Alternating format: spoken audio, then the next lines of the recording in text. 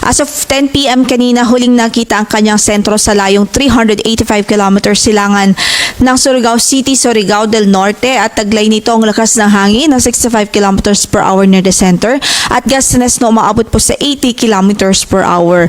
Mabagal ang kanyang pagkilos sa ngayon, halos hindi po ito gumagala over the past few hours at northwestward pa rin ang kanyang movement o direksyon. So sa latest na track nga po natin na ipinalabas as of our 11 p.m. bulletin, generally northwestward pa rin ang kanyang movement. So ngayon medyo may kabagalan ang kanyang pagkilos, pero starting tomorrow aakyat pong itong muli northwestward. So inaasahan natin ang paglapit nito sa landmass, lalong-lalo na po doon sa eastern section ng Visayas. So by Saturday, inaasahan po natin na yung closest approach po nito dito sa Eastern Visayas by Saturday ho yan.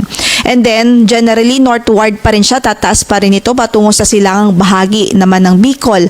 At close approach naman ito sa silangang bahagi ng Bicol by Sunday. And then, kung makikita nga po natin, starting Sunday, afternoon and onwards, ay may chance pong mag-northeastward po ito o bahagyang pumihit pa kanan yung track po ng bagyo, papalayo po sa bansa. Dahil nakikita natin may posibilidad na sumama po ito sa trough na narito sa kanang bahagi ng bansa.